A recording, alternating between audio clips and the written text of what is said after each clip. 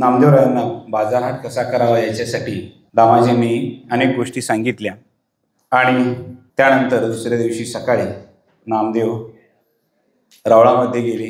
रावळामध्ये गेलेले असताना इकडं मात्र एक गृहस्थ बाराबंदी बांधलेले, धोतर आहे, पगडी डोक्याला आहे आणि असा एक गृहस्थ दारामध्ये येऊन उभा राहिला. तो विचारत होता, दामाजी शेठ यांचं हेच घर का?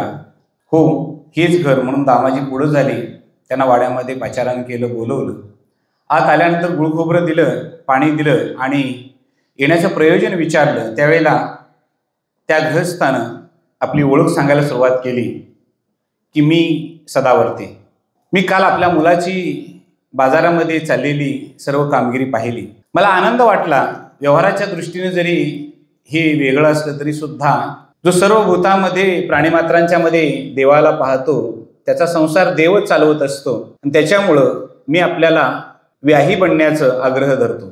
त्यावेळेला मात्र एखादी अशा पद्धतीची घटना बघून हा गृहस्थ आलेला आहे हे दामाजींना समजलं आणि लगेच सांगितलं की माझी मुलगी राजाई हिला तुमच्या नामाला देण्याचा मी विचार करतो. दोघांचीच बोलणी झाली आणि अवघ्या काही दिवसामध्ये नामदेवाचं राजाई सदावर्ते यांच्याशी लग्न झालं आणि राजाई नामदेव रेळेकर आता दामाजी शेठ यांच्या घरी नांदायला आले. ज्या दिवशी नामाचं लग्न झालं त्याच्या दुसऱ्या दिवसापासूनच जनानं मात्र तो वाडा सोडला आणि वाड्याच्या समोरच्या असणाऱ्या परसबागेमध्ये पटांगणामध्ये आपली छोटीशी झोपडी घातली, बांधली. त्या ठिकाणी ती राहू लागली. मात्र नित्यकर्म तिचं कायम चाललेलं असायचं, कारण तिनं स्वतःला नामदेवाची दाशी असं संबोधन केलेलं होतं. घरामध्ये असणारं दळप कांडप जे आहे त्याचा सर्व व्यवहार ही स्वतः बघायची, कारण पूर्वीचा काळखंड आहे, त्याला गिरणी काही नव्हत्या. सकाळी पहाटेच्या ब्राह्ममुहूर्तावर उठायचं आणि जातं सजवायचं, जात्याला हळदी कुंकू लावायचं आणि त्याच्यावर दिवसभरासाठी लागणारं जे स्वयंपाकासाठी लागणारं पीठ आहे ते भरडायला सुरुवात करायची.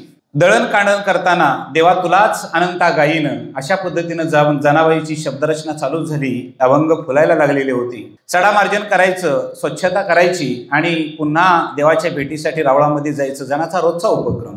नामदेवाचं कीर्तन अतिशय रंगात यायचं, कारण नामदेवाचं कीर्तन लोकांना आवडत होतं याच्यापेक्षा ते देवाला आवडत होतं. देवालाही नामदेवाचं कीर्तन ऐकण्याची उर्मी सतत असायची. जनाचं नित्यकाम असं चाललेलं असायचं. सकाळच्या वेळी पहाटेच्या वेळी उठायचं, सडामार्जन करायचं आणि लगेच दळण बसायचं दळायला. ते दळण झालं की लगेच तिथून बाजूला व्हायचं. तो पिठाचा डबा तसाच्या तसा गोणाईकडे नेऊन द्यायचा. गोणाई, राजाई, आऊताई स्वयंपाक रांधायला लागायच्या आणि जनाचं मात्र पुढचं काम चालू राहायचं, ते म्हणजे शेण गोळा करणं. शेण गोळा करायची आणि नेऊन त्याच्या थाप्या लावायची किंवा शेणी लावायची. तो विस्तीर्ण प्रदेश, त्या प्रदेशावर ते जायचं. म्हणजे अगदी आजचं गोपाळपूर म्हणतो इथंपर्यंतचा भाग, जिथं ज्याला जागा मिळेल तिथं तिथं शेणी लावायची. हक्काची जागा असं म्हणता येत नाही, परंतु आपल्याला जिथं मोकळी जागा मिळते त्या ठिकाणी शेणी लावायचं. एवढाच त्या सगळ्यांचा उद्योग चाललेला असायचा. जनाईचंही नित्याचं काम हे चालू झालेलं होतं आणि शेण थापून झालं की पुन्हा दुपारच्या वेळी काही कापड शिवण्यासाठी, काही कापड कापण्यासाठी या कुटुंबाला ती मदत करायची. नामदेवांनी आता थोडा बाजारहाट चालू केलेला होता. ते बाजारात जायची. बाजारहाट चांगल्या पद्धतीनं चालायचा, परंतु फारसं मन बाजारामध्ये रमायचं नाही. ते बाजाराकडून आले की लगेच रावळामध्ये जायचे आणि बघता बघता रावळातून पुन्हा ती वाळवंटामध्ये गेल्यानंतर काही अवतीभोवती काही सद्विचाराची मंडळी जमा व्हायची आणि त्या सद्विचारा मंडळींच्या समोर त्याने अभंग गायन चालू करायचं.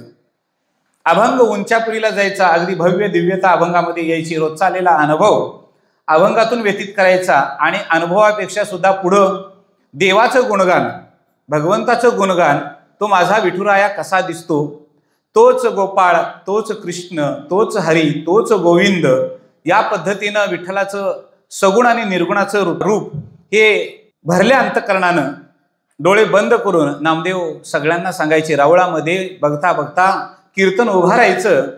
लोक पुंडलिक वरदा हरी विठ्ठल म्हणायचे आणि कीर्तनामध्ये दंगून जायचे.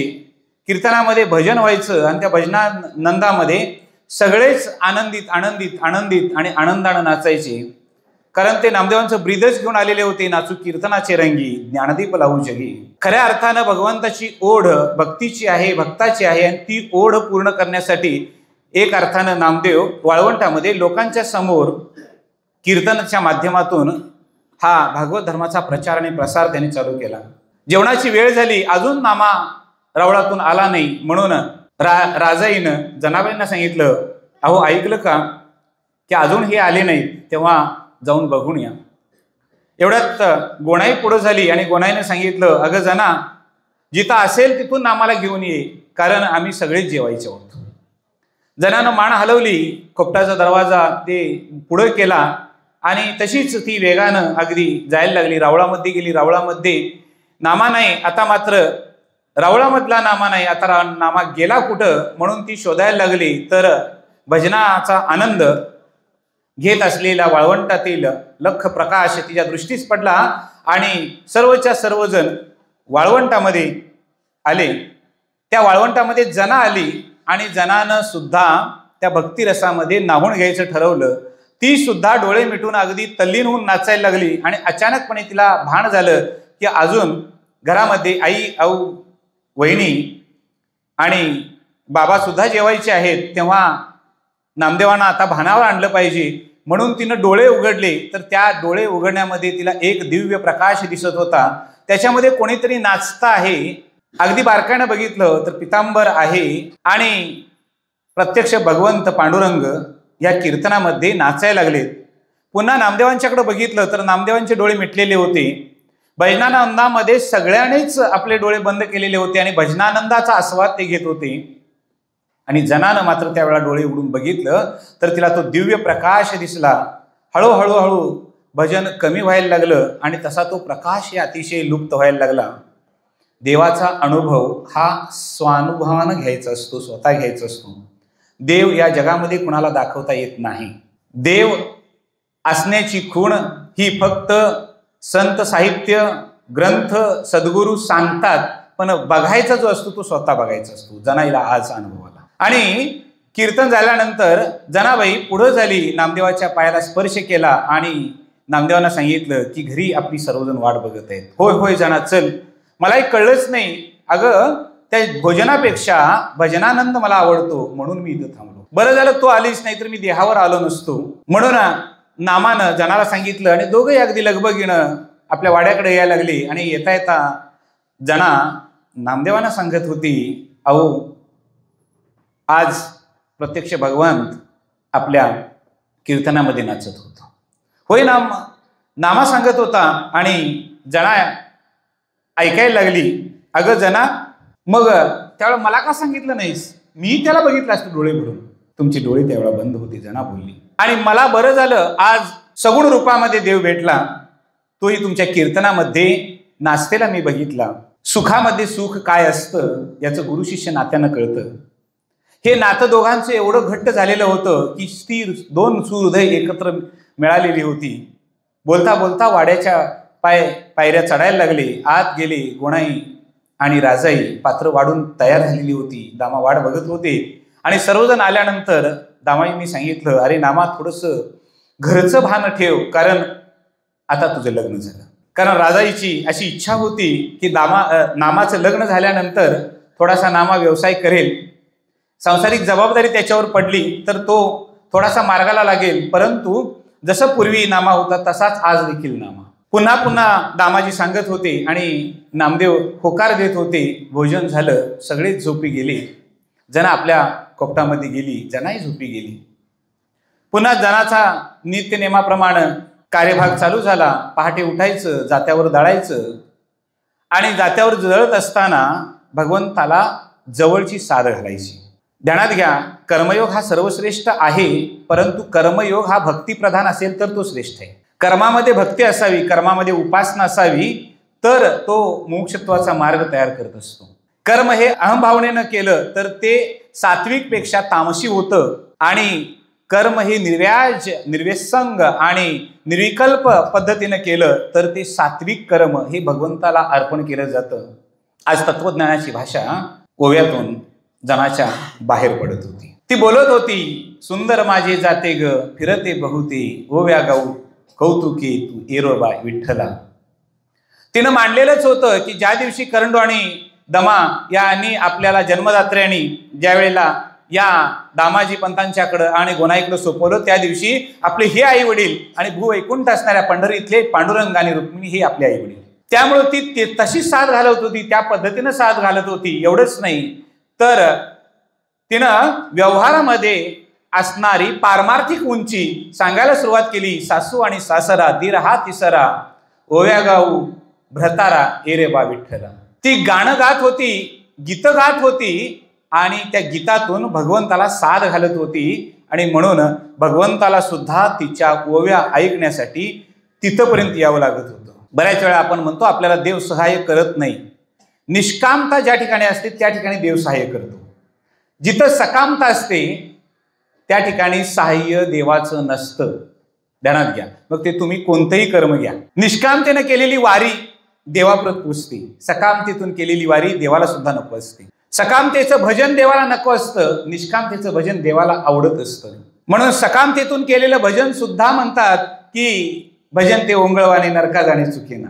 आणि निष्कामतेनं केलेलं भजन हे भगवंत म्हणतो की हे माझं नाही, माझ्यासाठीच आहे. ध्यानात घ्या. म्हणजे त्या दोघांच्या मधलं द्वैत निघून जातं. जनाचं आणि भगवंताचं द्वैत आता जे होतं ते निघून गेलेलं होतं. सकाळचा प्रहर झाला, सडामार्जन सगळं झालेलं होतं. आता काही गोऱ्या वेचायसाठी ती चालली. कारण पद्धतच अशी चालू होती की जागा जिथं मिळेल त्या जागेवर शेणी लावलेल्या असायच्या, त्याची घोडी लावलेली असायची आणि पुन्हा मुडा तयार केला जायचा. तो मुडा तेवढाच झाकला जायचा. आणि आज जना त्या वाळवंटातून पुढं सरकत असताना तिच्या लक्षात आलं की थोडंसं वातावरण बिघडलेलं आहे. पहाटेचा प्रहर नाही, सकाळचाही वेळ आहे आणि अशा वेळेला थोडेसे ढग दाटून यायला लागलेले आहेत. ती लगबगीनं उठली आणि म्हणायला लागली की आज आपल्याला असणारी ही शेणी आहे, ती शेणी सगळीच्या सगळी आपल्याला आणायला पाहिजेत. म्हणून ती गेली आणि तिनं शेणी भरायला सुरुवात केली. काही भिंतीवर गोऱ्या लावलेल्या होत्या, काही दगडावर लावलेल्या होत्या, काही पाळापाचोळ्यावर लावलेल्या होत्या. आणि त्या पद्धतीनं त्या शेणी ती गोळा करायला सुरुवात करत होती. काही घोडी होती ती मोडून तिनं मुढा तयार केलेला होता, काही मुढा भरलेला होता, त्याच्यावरचा पालापाचोळा बाजूला करून ते हऱ्यामध्ये भरून घराकडे आणण्यासाठी ती तयार झाली. बघता बघता सकाळचा तिसरा प्रहर झाला आणि त्या वातावरणानं गृहस्थ आश्रमामध्ये राहणाऱ्या सर्व स्त्रिया अगदी लगबगीनं त्या माळाकडे धावल्या आणि प्रत्येक जण सावरत होत्या. परंतु आपल्याला माहिती असावं की भाकरी आणि शेण ही स्त्री स्वतःची स्वतः ओळखत असते. याच्यात फार मोठं गम्य आहे, लक्षात घ्या. म्हणजे हे पुरुषांना कळणार नाही, त्याच्यासाठी मात्र हृदय लागतं. आपण केलेली शेण आणि आपण केलेली भाकरी ही महिलेला कळत असते. ते प्रत्येक जणीनं मुढा मोडायचा, त्याच्यामध्ये त्या हऱ्यामध्ये ते भरायचं आणि आणायचं. मग न्यायल्यासाठी काही माणसं असायची, काही भरण्यासाठी असायची. आणि जना हे दोन्ही एकटीच काम करायची. तिचं मात्र एकच सतत असायचं, कुठलंही काम करत असताना देव माझा साथीदार आहे. कोणी माझ्या साथीदार नसलं तरी चालेल, पण देव भगवंत माझ्या सोबत आहे ही खात्री मात्र तिला सतत असायची. त्याच्यामुळे प्रत्येक शेण हऱ्यामध्ये भरताना आणि गोऱ्या लावताना सुद्धा ती भगवंताच्या नावाशिवाय लावतच नसायची. आणि हे लावत असताना सुद्धा तिचं भान शरीर यावर नसायचं, तर ते देह भाना व्यतिरिक्त भगवंताच्या भक्तीमध्ये असायचं. दळिता कांडिता जेविता गबाई राम वेळोवेळा आम्ही गाऊ ओवी, या पद्धतीनं तिची आतील उर्मी दाटायची. शरीरानं कर्म चाललेलं असायचं, मात्र मनानं ती भगवंताशी एकरूप होऊन भक्ती करत असायची. काही स्त्रिया जमल्या आणि त्यांच्या लक्षात आलं, अगं आपण सुद्धा रोज तेवढ्याच गोऱ्या लावतो आणि जना सुद्धा तेवढ्याच लावते, परंतु आपल्यापेक्षा तिच्या जास्त झाल्या. आणि एक लक्षात घ्या, ज्या वेळेला एकच कर्म काही स्त्रिया एकत्र मिळून करतात आणि जर त्यांच्यामध्ये द्वैत तयार झालं तर ते द्वैत कायद्याला सुद्धा मिटवता येत नाही. तिथल्या स्त्रिया आजूबाजूच्या जमल्या आणि त्यांनी सांगायला सुरुवात केली, अगं मी काल पण नेत होते हऱ्यातून शेणी, पण काल माझ्या शेणी कमी भरल्या. तोपर्यंत दुसरी आली, तिला होला हो म्हणणारी. मग आता इथं काय आपल्याला माहित आहे, खेडोपाडी सुद्धा हेच चाललेलं असतं की सत्यता न पडताळता सुद्धा काही होला हो देत असतात आणि त्याच्यातून द्वैत निर्माण होतं. त्या द्वैताचं विकोपीकरण झालं की भांडणं तयार होतात. आता हे दनाचा सुद्धा प्रसंग तसा नव्हता, असाच प्रसंग होता, याला काय अपवाद नव्हता. स्त्रिया आपोआप हळूहळू जमा व्हायला लागल्या आणि अगं एकटी ती करते, आम्ही सासू सासवा करतो तरी आमच्या शेणी एवढ्या नाहीत, आणि जना एकटी करून सुद्धा तिच्या शेणी इतक्या भरतात. अशा पद्धतीनं कुजबूज चालू झाली एकमेकींच्या मध्ये, सगळ्या एकत्र जमा झाल्या आणि त्यांनी अगदी जना जवळ जाऊन म्हटलं, अगं जना, तुला कळतंय का नाही म्हणले की तुला शेणी चोरतेस? जनानं सांगितलं, माझ्या विठ्ठलाची आण आहे, शपथ आहे, मी कुणाच्याही शेणीला हात लावलेला नाही. त्यातली एक स्त्री पुढे झाली, वा ग वा म्हणली, विठ्ठलाची शपथ घेतली की झाली रिकामी. तोपर्यंत पुढे आली आणि तिने सांगितलं, काही नाही, या शेणी चोरलेले आहेत. मग आता जनाच्या स्वाभिमानाला खऱ्या अर्थानं धक्का पोचला. नितांत प्रेम असणाऱ्या व्यक्तीबरोबर आपण रागावू शकतो, नाही भांडू शकतो, त्याच्या पुढचं शिव्याही देऊ शकतो. कुणावर? फक्त नितांत प्रेम असणाऱ्या व्यक्तीजवळ हे सगळ्या गोष्टी घडतात. ध्यानात घ्या. जनानं लुगड्याचा पदर खोचला आणि ती पुढे झाली, म्हणजे कोण हात लावतं ते माझ्या शेणींना बघू. काही ठिकाणी झोंबाझोंबी झाली सुद्धा आणि अर्वाच्य शिवीगाळ महिलांनी चालू केली. जनानं मात्र सगळ्यांचा सूड घ्यायचा ठरवला की आता मागं पडायचं नाही, म्हणजे भले तर देऊ कासोची लंगोटी. लक्षात घ्या, वारकऱ्याच्यामध्ये एवढं सामर्थ्य असलं पाहिजे, पण ते सत्वनिष्ठ आणि तत्वनिष्ठ वारकरी असला पाहिजे. हे सामर्थ्य येतं आपल्यामध्ये, लक्षात घ्या. पण तत्वापासून आपण बाजूला जायचं नाही आणि सत्यापासून बाजूला जायचं नाही.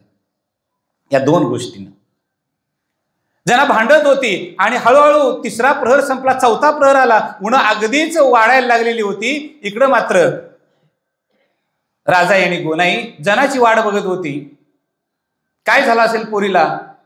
उष्णता वाढली, कधी पाऊस येईल सांगता येत नाही, वाऱ्याचा वेग कधी वाढेल सांगता येत नाही. या काळजी करत होत्या, चिंता करत होत्या. आणि जनाचं भांडण त्या उष्णतेमध्ये तेवढ्याच प्रकारानं वाढलेलं होतं. सगळ्या महिला अंगावर चालून जात होत्या आणि जना एकटी तोंड देत होती. काही माणसं होती बघण्यासारखी, ती बघत होती. काहींना त्याचं नेत्रसुख घेत होती, काही जण कानसुख घेत होती. हे ऐकण्यासाठी सगळ्यांना काही गंमत वाटत होती. ते काहींना पुढं जायचं आणि सोडवावं असं वाटत होतं, पण स्त्रियांचं भांडण सोडवायचं कशाला, आपण कशाला मध्ये पडा. आजची भूमिका आहे तशीच असते, म्हणजे स्त्रियांचं लागलं भांडण तर पुरुषांना खऱ्या अर्थानं त्यात पडायचंच नसतं. लक्षात घ्या.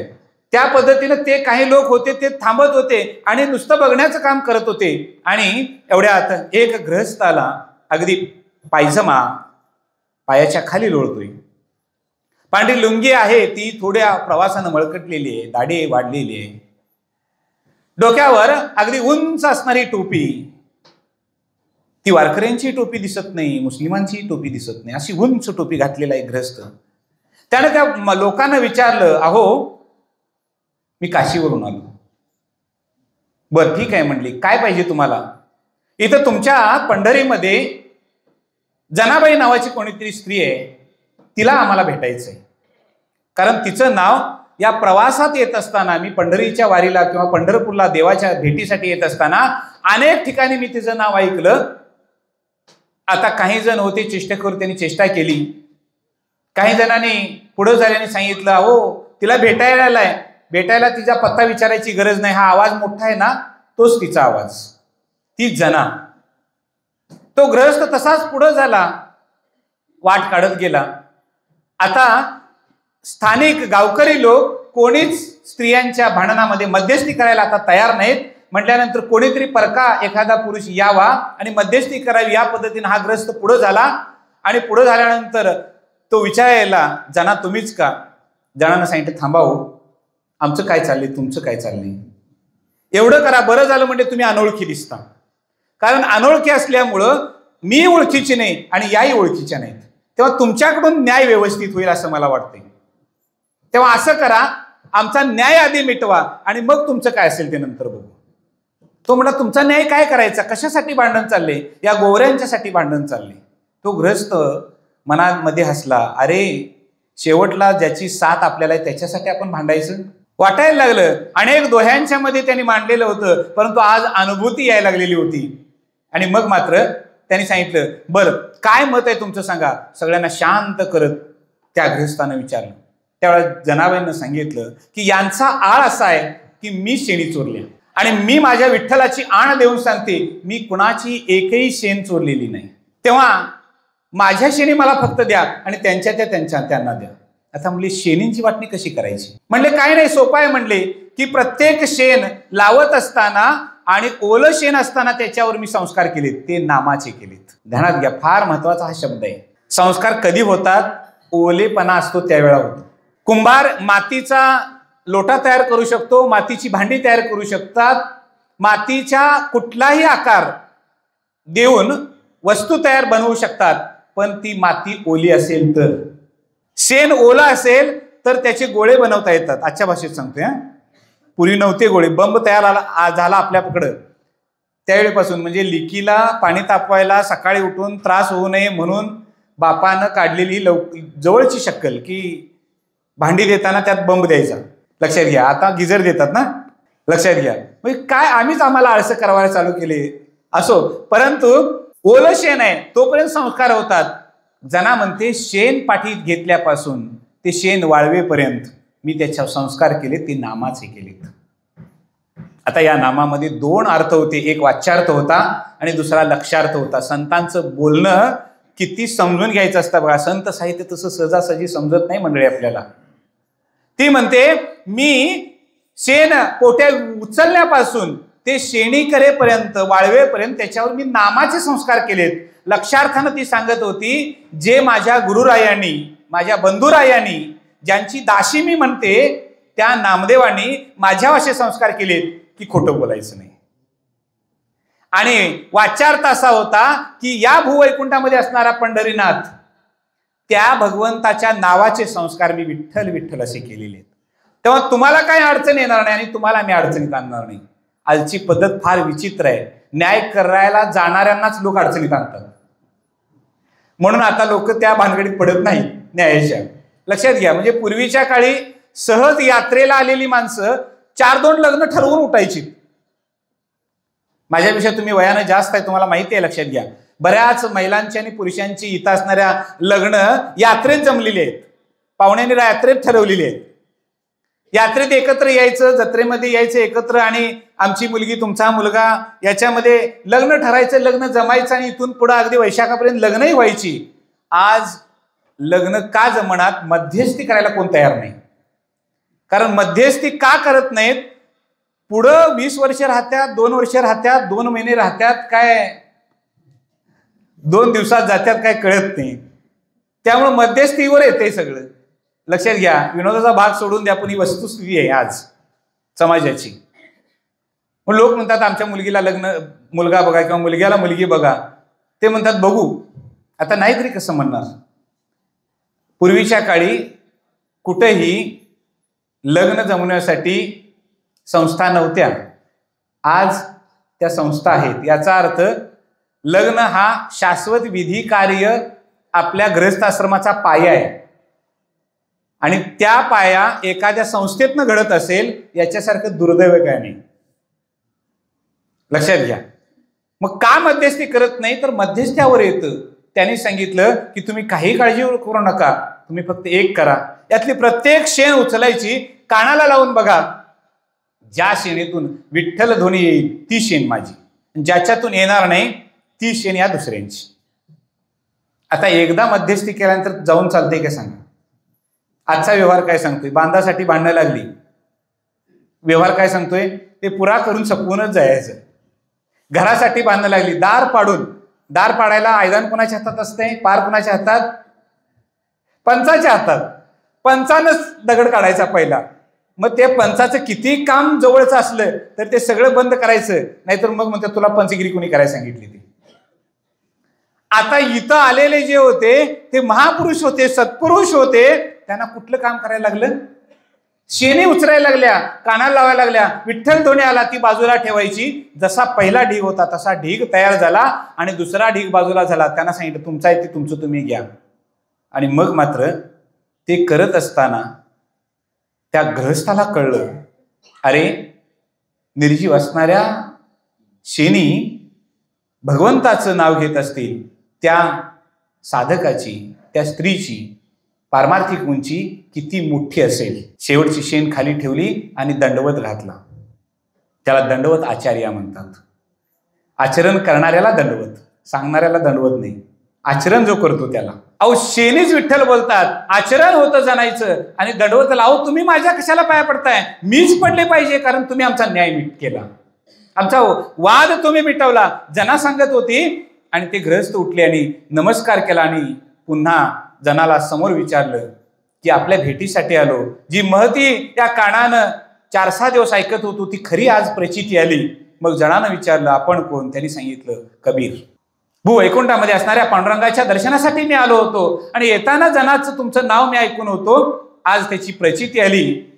जना त्यांची 2 संत हृदयांची भेट झाली आणि ते रावळाकडे निघाली. जना आपल्या वाड्याकडे निघाली. तोच दिवस संध्याकाळचा 3 वेळ झाली आणि 3 वेळा घोंगाट वारा चालू झाला. काही कालांतरानं पाऊस चालू होणार आहे याची जाणीव झाली आणि पंढरी भूक्षेत्रावर काळवंटलेली ढग तयार झाली. कुठेतरी चांदणी दिसत होती, ती आता बंद झाली. वाराही थांबला आणि उकाडा चालू झाला. हैराण करणारा उकाडा. त्याच्यामध्ये जेवण रांधलं गेलं, स्वयंपाक झाला. जना आपल्या झोपडीमध्ये गेली. नामा, दामाजी, गोणाई, राजाई आपल्या ठिकाणी गेली. नामाचं अंथरुणावर बसल्या बसल्या देवाचं चिंतन चाललं आणि विजेचा कडकडाट चालू झाला. बघता बघता रौद्र रूप धारण केलं आणि पुन्हा सोसाट्याचा वारा चालू झाला. सोसाट्याच्या वाऱ्यामध्ये मुसळधार पावसानं गती घेतली. बघता बघता शांत वारा होण्याचं जे कार्य होतं ते चालू झालं, पण पाऊस काही थांबायला तयार नव्हता. मोठमोठ्यानं पाऊस बरसत होता, त्याच्यातून विजा व्हायच्या. आणि एवढ्यात आत नामा ज्या ठिकाणी बसलेला देवाच्या ध्यानाला होता, देवाच्या नामाला होता, ते देवाचं नाव घेताना दचकन जागा झाला आणि वर पाकाड्याकडे बघायला लागला. त्याच वेळेला दामाजी सुद्धा वर बघत होती, गोणाई बघत होती, राजाई बघत होती, अवताई बघत होती. वर बघितलं आणि लक्षात आलं की अरे आपल्या वाड्यावरनं धप धप धप असं काहीतरी वाजतंय. पण कुठं गळतं लागत होतं ते गळतं थांबलेलं होतं, कुठं काय झालं होतं ते सगळं व्यवस्थित होतं, पण आवाज एवढा झाला एवढंच समजलं. गोणाई वाड्याच्या दरवाजाजवळ येऊन नामाला हाक मारत होती, अरे नामा, आपण एवढ्या मोठ्या वाड्यात आहे तर वाडा हल्ल्यासारखं वाटतंय. माझी जना पोर एकटीच आहे, ती एकटीच झोपडीमध्ये राहिली, तिला जाऊन बघून ये कशी आहे, घेऊन ये तिला. नामा बाहेर पडण्यासाठी निघाला. शांत शांत शांत वारा झालेला होता. पावसाची रिमझिम आता बारीक थेंबानं धारण केलेली होती. थोडं थोडं थोडं पावसाचे थेंब पडत होते आणि नामदेव जनाईच्या खोपटाजवळ जाऊन उभा राहिले.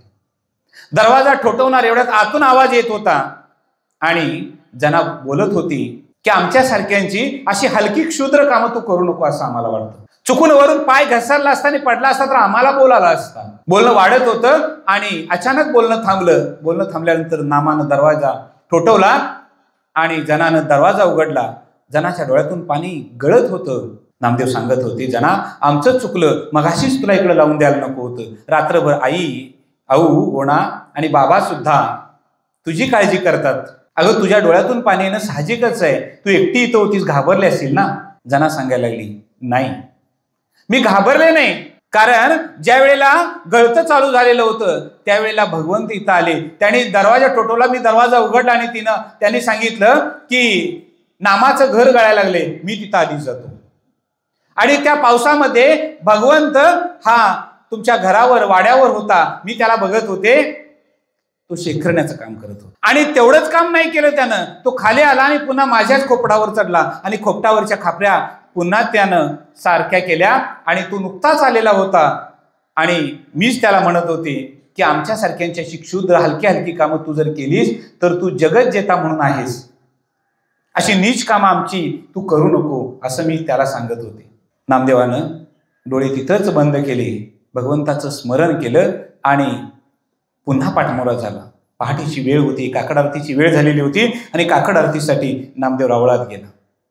आज नामदेवाच्या डोळ्यातून सुद्धा पाणी बरसत होतं, थेंब गळत होते, कारण भक्ताचा अंकित असणारा भगवंत आज काम करण्यासाठी भक्ताच्या घरावर पावसामध्ये होता. त्याला मनोमन विचारत होता नामदेव, देवा आमच्यासारख्यांची कामं तू करणं बरोबर नाही. जनाला साक्षात दर्शन दिलंस, माझं काय. देवानं मनोमन सांगत होता, अरे नामा तुझ्या सोबतच मी असतो रे, तुझ्याशिवाय मला गमत नाही, माझ्याशिवाय तुला करमत नाही ही गोष्ट वेगळी, पण तुझ्याशिवाय मला गमत नाही. खऱ्या अर्थानं भक्त असा असावा, देवाला गमू नये, देवाला करमू नये. जर तो भक्त दुरावत असेल, बाजूला जात असेल. आणि मग मात्र नामानं काकड आरती संपवली आणि पुन्हा गेली. हा व्रत निर्धारी नामा होता. अगदी बाजारामध्ये नामदेव गेले. आता खऱ्या अर्थानं नामदेवाचा बाजार तेवढाच व्हायचा जेवढा उदरनिर्वाहासाठी लागतो तेवढाच, आणि उदरनिर्वाहासाठी लागतो तेवढा बाजार झाला की नामदेव पुन्हा घरी यायचे आणि देवाच्या नामामध्ये सतत गुंतलेली असायची. उदरनिर्वाह चालत होता, श्रीमंती वाढत नव्हती, कमी होत नव्हती, पण वाढत नव्हती. लक्षात घ्या, देवासाठी नामदेव आता वेडापिसा झालेला होता. नामदेव आता देवासाठी फक्त नाम नाम नाम आणि देवाचं नाम एवढंच त्याचं चाललेलं होतं. राजाईला दिवस चाललेले होते, राजाई पोटोशी होती. आता राजाईचे दिवस चाललेले असताना दामाजी सांगत होते, अरे नामा, थोडंसं संसाराकडे जास्त लक्ष दे, कारण आता तुला अपत्य होणार. नामदेव ऐकायचे आणि सगळं असेल ते मनोमन देवाला सांगायचे आणि पुन्हा आपल्या भजनामध्ये आज या गावाला कीर्तनला, त्या उद्या त्या गावाला कीर्तनला, परवा त्या गावाला कीर्तनला, कीर्तनाच्या ओढीनं नामा व्यवसाय सुद्धा हळूहळू त्याचा कमी झाला. परंतु त्या व्यवसायामध्ये राजाई, गोणाई, दामाजी आणि जना हे चौघजण पाठीमागे थोडेसे हातभार लावण्याचा प्रयत्न करत होते. पण तो उदीम व्यापार करण्यासाठी बाजारापर्यंत जाणं गरजेचं होतं. ते सुद्धा आता नामा कीर्तनामध्ये सगळा व्यस्त होता. अगदी बाळंतपण झालं. राजाईला मुलगा झाला. 11 दिवस झाले नामा घरात नव्हता. नामा कीर्तनासाठी बाहेर गेला, तो आलाच नाही. किमान बारशासाठी तरी नामा येईल अशी इच्छा सगळे इच्छा व्यक्त करत होते. परंतु बारशाचा दिवस उजाडला. जना, राजाई, गोणाई, दामाची वाट बघत होते. 4-5 सुवासिनी आजूबाजूच्या सांगितल्या आणि बारसं उरकून घ्यावं एवढाच विचार सकाळपासून चाललेला होता. जनाईनं चढार मार्जन केलेलं होतं, पाळणा सजवला होता, फुलाच्या माळा गोवलेल्या होत्या आणि सुवासिनी यायला चालू झालेल्या होत्या.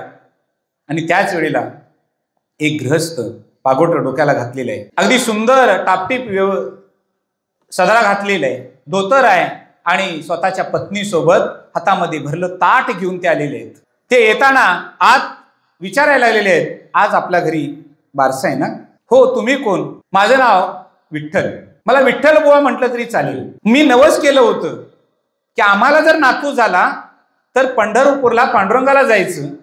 पांडुरंगाला नवस केलं, तुझ्या भेटीला आम्ही येतो आणि त्या दिवशी एका बाळंतिणीचा आम्ही विडा देऊन ओटी भरतो. ते आमचं नवस पूर्ण करण्यासाठी आम्ही आलो. देवाचं दर्शन आता नुकतंच झालं आणि तिथं आम्ही चौकशी केली की इथं कोण बाळंतीण आम्हाला भेटेल का. तिथं आम्हाला दामाजींचं घर कळलं, म्हणून आम्ही इथंपर्यंत आलो. त्या दोघांनाही आत घेतलं, त्यांची व्यवस्था केली आणि बारसं चालू झालं.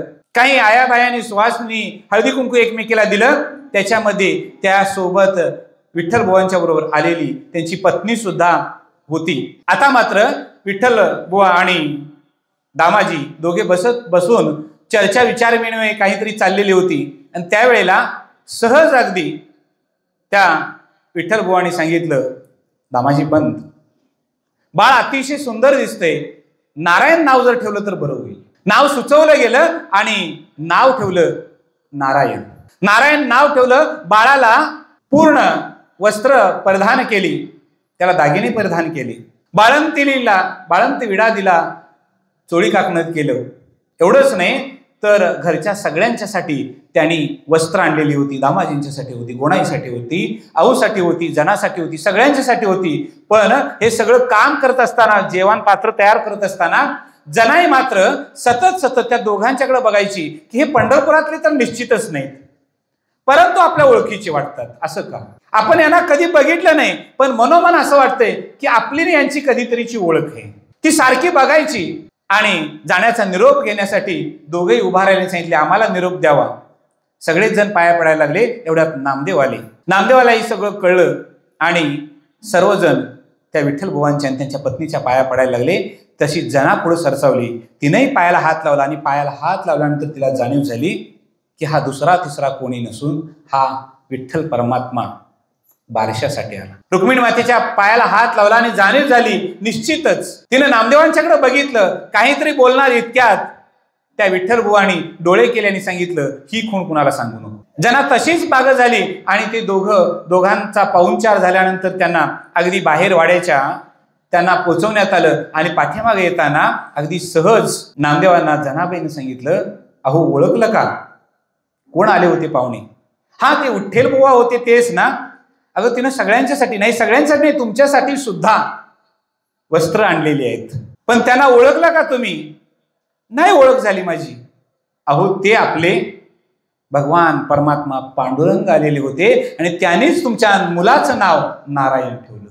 तिथंच उभा राहिले आणि विठ्ठल विठ्ठल विठ्ठल डोळे बंद केले आणि सांगितलं, एवढी निज खूण आपल्याला कळली नाही, जनाला ती कळली. तिथंच भगवंताला हात जोडले. नुकतेच रावळातून आलेले होते, पुन्हा एकदा हात जोडले आणि नामदेव त्यांच्यामध्ये समाविष्ट झाले. बाळाला बघितलं, पुन्हा नामदेवांचा व्यवहार चालू झाला. कारण नामदेव हे व्रत निरधारी नामदेव होते. काही दिवस असेच पुढे चालू झालेले होते. काही दिवस निघून गेले आणि आपल्या बहिणीला भेटण्यासाठी म्हणजेच राजाईला भेटण्यासाठी तिचे 2 भाऊ पंढरपूरमध्ये आले. त्याने पांडुरंगाचं दर्शन घेतलं आणि वाड्यामध्ये आले. ते बसलेले होते आणि विचारत होते की ताई कसं तुझं चाललंय. ती बहीण भावांचा एकमेकांमध्ये संवाद चालू होता आणि काहीतरी त्यांना स्वयंपाक करावा याच्यासाठी राजाई घरामध्ये आतमध्ये गेली. नामदेव अजून रावळातून आलेले नव्हते. नामदेवांची वाट ही सर्वच मंडळी बघत होती. पुंडलिक वरदारी विठ्ठल.